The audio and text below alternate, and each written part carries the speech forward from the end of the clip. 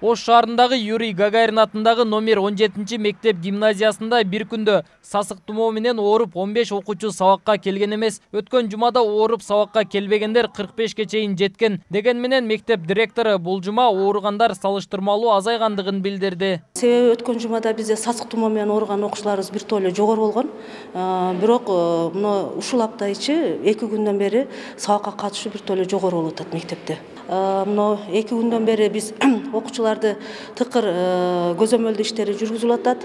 Өткөн аптага салыштырмалуу бул аптада биздин окуучуларыбыздын катышуусу жогору, бир топ жакшы окуучуларыбыз. Мисалы үчүн эле бүгүнкү күнү биринчи сменде жалпысынан 509 окуучу окуса, анын ичинен 35 окуучу бүгүн сабакка келбеди. Анын ичинен грипп менен ооруп атканы бир 15 окуучубуз катталды.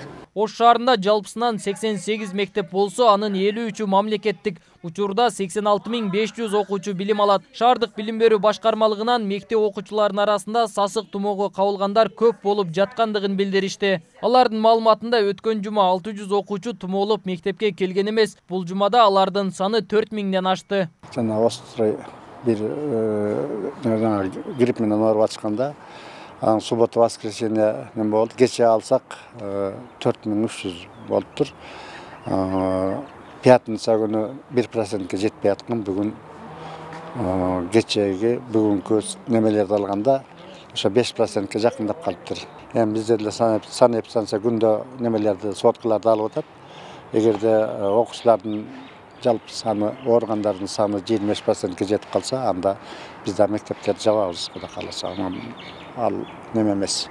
Бизде анчалык страшный болдук да. Ал эми Ош шаардык балдар жугуштуу стационарына күн сайын 200дөн ашуун оорулуулар кайрылып жатыптыр. Алардын жок эле дегенде 4төн бири ооруканада дарыланууга муктаж. Алардын басымдуу бөлүгү мектеп жашына чейинки балдар. Дарыгерлер мектеп окуучулары кайрылган учурда зарыл болгон кеңештерди берип, үй шартында дарыланууга жиберип жатышат. Сасык тумоо өткөн жылдарга салыштырмалуу курч болуп жаткандыгын айткан дарыгерлер бир эле балада бир канча жугуштуу оорулар аныкталып жаткандыгын кошумчалашты.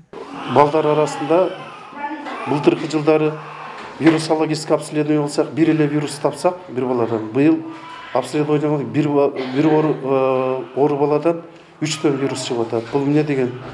Бул балдардын жанагы иммундуу системасы жылдан жылга кичине азайып, неме болуп кеткенин түшүндүрөт да. Азыр көбүнчө ошо грипптин формасы Б дегени бар, А дегени бар.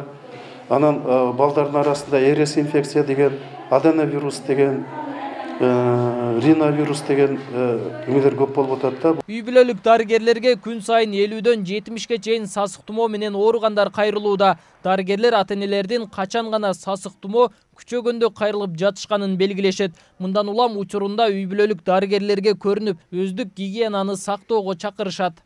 Жөтөлгөн, чүчкүргөн адамдан алысыраак болуш керек, өзүн алыстатыш керек. Ошо ар бир адам чүчкүргөндө, жөтөлгөндө, жөтөлдүн этикети дейт. Ошол мына коридорлордо съемка алып жүрдүңүздөр, ошондо тартсаңыздар керек. Оозду жаап чүчкүрүш керек. Жанындагыларга жуктурбаш үчүн чыканакты тосуп чүчкүрүш, жөтөлүш керек. Ошол жөтөлдүн чүчкү этикети деп делет. Анан кийин эми көпчүлүк жайларга демек өзүн этияттайм десе, ашыкча эле бара бербеш керек. Зарылчылыкта гана чыгыш керек. Балдар жугуштуу стационары дээрлик 1 айдан бери кошумча жүктөм менен иштеп жатат. Оорукана 180 орунга ылайыкташкан болсо, мында 250 бейтап дарыланууда. Дарыгерлердин жетишсиздигинен улам башка ооруканалардан кошумча күч тартылганы маалым болду. Эске салсак, Чүй облусунда балдар арасында сасык тумоо күчөгөндүктөн 13 декабрдан тарта 6 мектеп карантинге жабылды. Мындай чечим мектептерде балдардын 20% окууга келбей жаткандыктан кабыл алынган. Нургелди Кануэгулу, Асылбек Турдалиев, Бейтарап, Ош шаары.